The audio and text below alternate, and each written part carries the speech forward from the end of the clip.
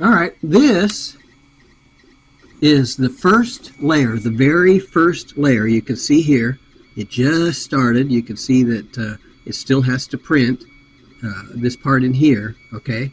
So as you can see, the first layer is going down very smooth and solid all the way around. You can see there by the skirt, it has a nice skirt running all the way around to actually find a good place to start the print. And right in the center of the bed. So right here you can see the edge of the print itself. And this is a hair dryer holder.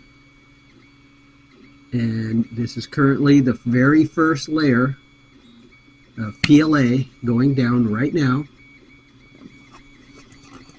And you can see there's no warping, no curling, no stringing, nothing, no problems.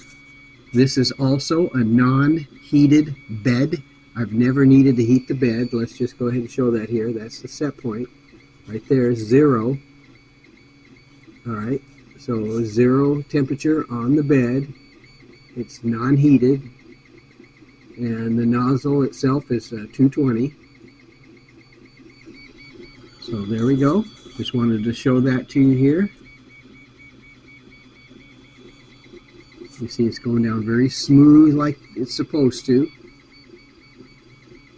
Kind of slightly translucent. You can see that the tape color through the print itself is slightly translucent, meaning it's just right, just thin enough to show the color of the tape through the first layer right there. So one of these is a square here outside the print that I added just to be sure it's all safe. And the other line outside that line is the skirt. You see it's just your basic printer. Doesn't need anything more than just what you see right here. No added direct drive or any of the bullshit and fans and all that. When technically this is all you need to get filament from right there through the plastic right here, plastic extruder. That's the original plastic extruder. Came with the printer 5.5 years ago. White Bowden tube and down to the bed. This is your basic 3D printer doing its basic job.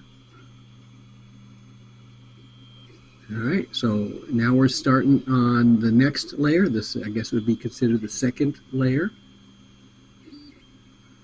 But there you go. This is as easy as 3D printing is. You don't need to overcomplicate the entire process by adding a bunch of bullshit on top of the hot end here. It doesn't need any of that extra stuff.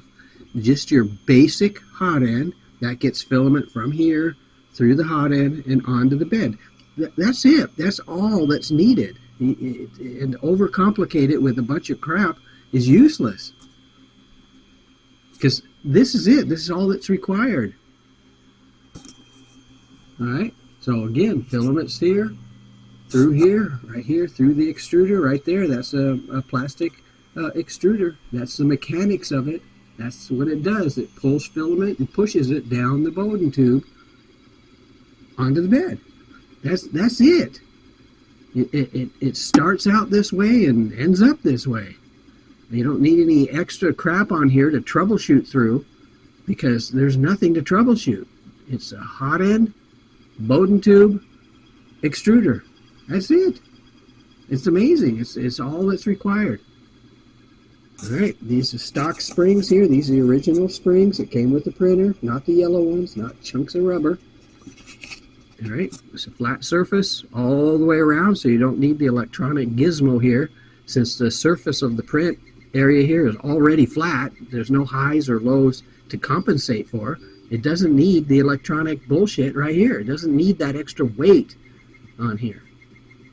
It doesn't need that extra stuff. It doesn't work anyway. So just manually tram the bed with paper right here and then print. So 8 hours later, you got yourself a hairdryer holder. Alright, so I guess that's it. Happy printing. Happy simple printing.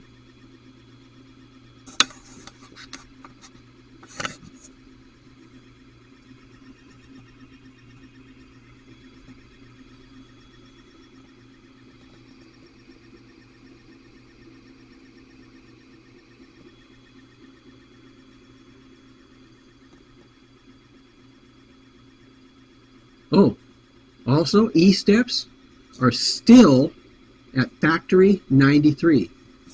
It's factory set to 93 and it's still there. So you don't need a bunch of changing the calibration or E-step changes, because that's the original plastic extruder. Since nothing's changed, nothing needs to be adjusted. All right.